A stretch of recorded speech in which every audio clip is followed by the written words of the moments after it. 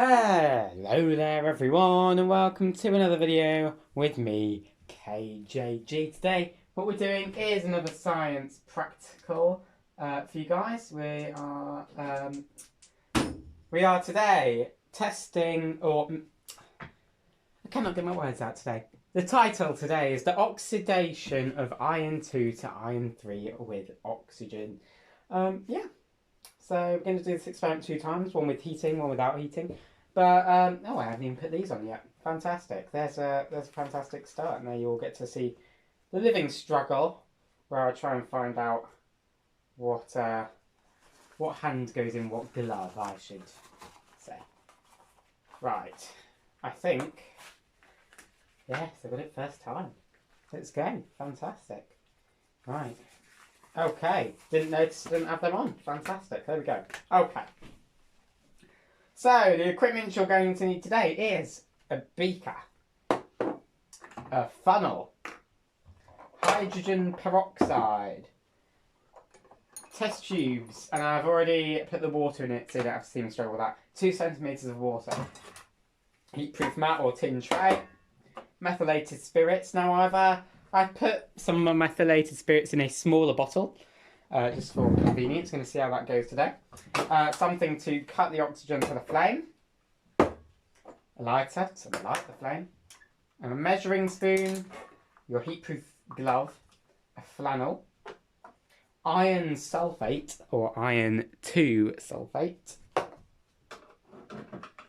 test tube holder. I'll show you how that works, a pipette, and a spirit or Bunsen burner. Okay, fantastic. So first off, we are going to put our methylated spirits into our Bunsen burner. And we're going to see, well, not Bunsen, it's a spirit burner. So we're going to see how that works today with my new thing.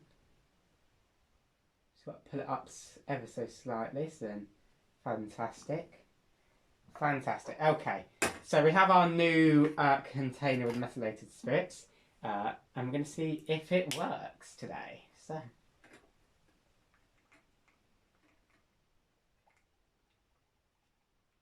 appears to be going awfully slowly.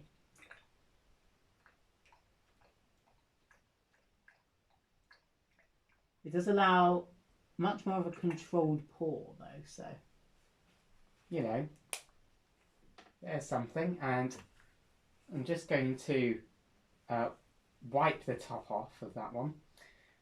Okay. Yeah, I'm going to say it worked. It allowed much more of a controlled pour. So, and then we're just going to allow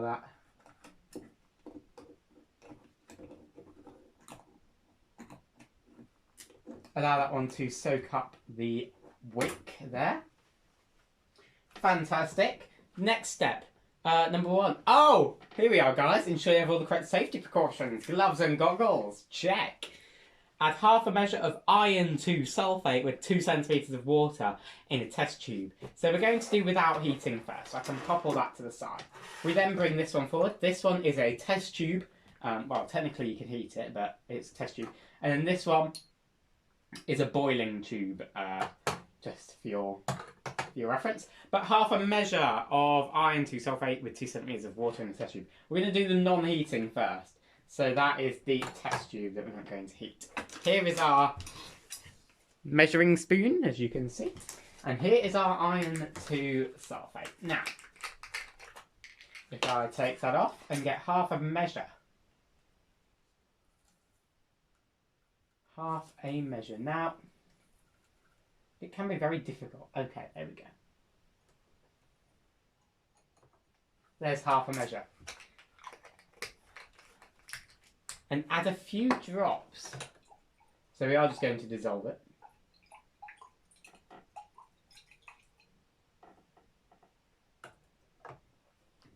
Fantastic.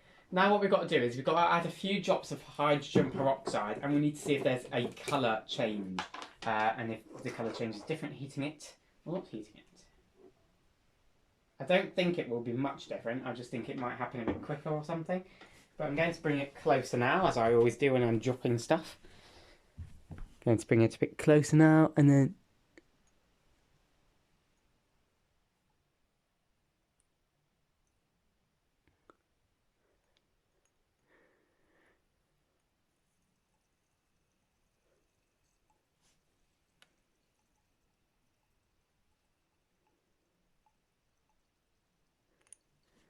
Okay, guys, so there is the final colour change on that one.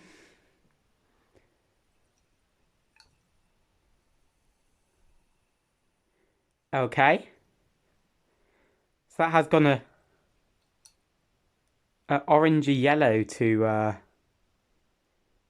end. Okay. So that went an orangey yellow, that one. Okay. So we're just going to pop it there for reference. Cool. Cool, cool. Now we've got to do the same thing again. But this time we're going to carefully heat the solution. Okay. Okay.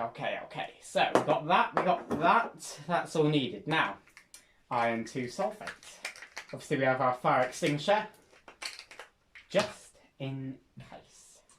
Now we're going to put half a measure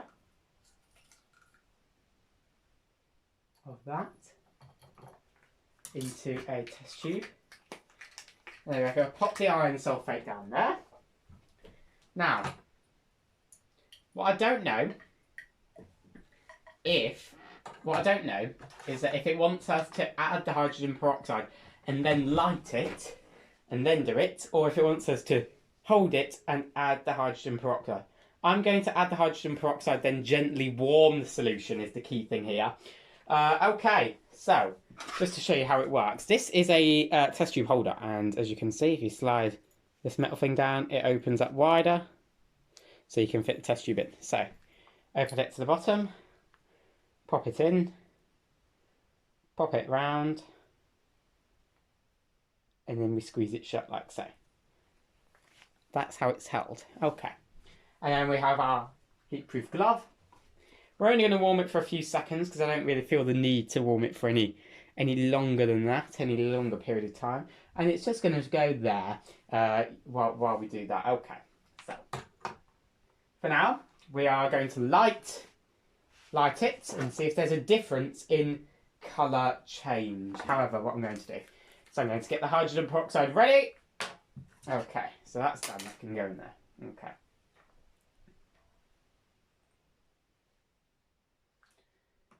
Hydrogen peroxide ready. Hydrogen peroxide can go back down. In fact, just for safety reasons, so can that. Okay. I've decided that what I'm going to do is I'm going to light it, hold it. No, I'm going to add it as... Okay, right. Stressing a little bit because it didn't tell me what to do. Okay, here we go. And as we can see, that one very much is a light, guys. So what I'm going to do now is I'm just going to take this in the heat-proof glove, and then I'm going to drop it as it's over the solution. Hopefully you can see the flame now. Okay.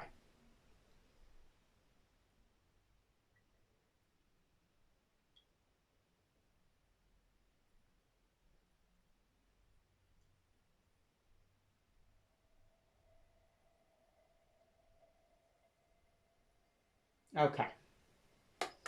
Then we're just going to gently warm for about 10 seconds. 9, 8, 7, 6, 5, 4, 3, 2, and 1. And that's starting to boil, so definitely don't want that. Okay.